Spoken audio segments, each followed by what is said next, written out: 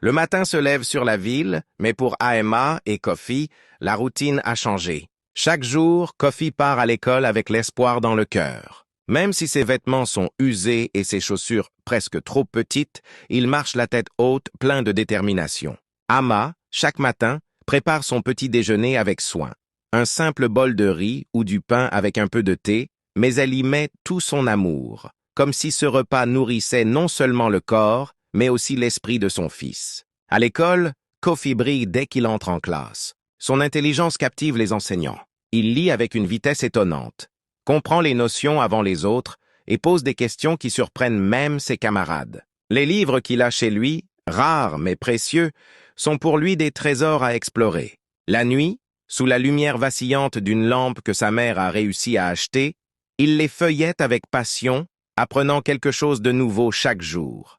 Les professeurs remarquent sa persévérance et sa soif de savoir. Ils voient en lui non seulement un élève brillant, mais un garçon déterminé à transformer sa vie malgré la pauvreté qui l'entoure. Chaque fois qu'il obtient un excellent résultat, Kofi pense à sa mère qui se lève tôt chaque jour pour le soutenir, qui lui rappelle sans cesse que l'intelligence et le courage valent plus que l'argent.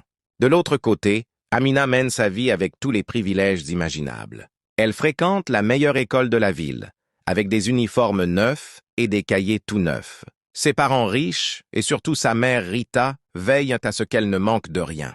Mais le luxe n'a jamais vraiment cultivé la discipline ni la curiosité intellectuelle. Amina réussit grâce à l'argent et aux ressources, mais ses connaissances profondes restent limitées. Parfois, elle aime humilier ses camarades moins fortunés, répétant les leçons de sa mère. Le mépris devient son arme quotidienne. Le jour de l'annonce du grand concours scolaire, la tension monte dans les deux familles. Ce concours permet aux meilleurs élèves de représenter leur école dans toute la ville et de gagner une reconnaissance prestigieuse. Pour Kofi, c'est un rêve lointain.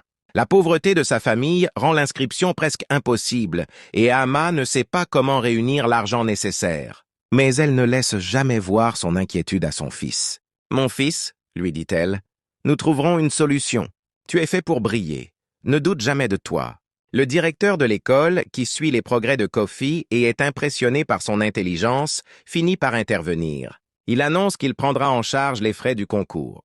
Convaincu que le garçon mérite sa chance, Kofi ressent un souffle de gratitude et une détermination nouvelle l'envahir. Il sait que cette opportunité peut changer sa vie et il se promet silencieusement de ne pas la gâcher.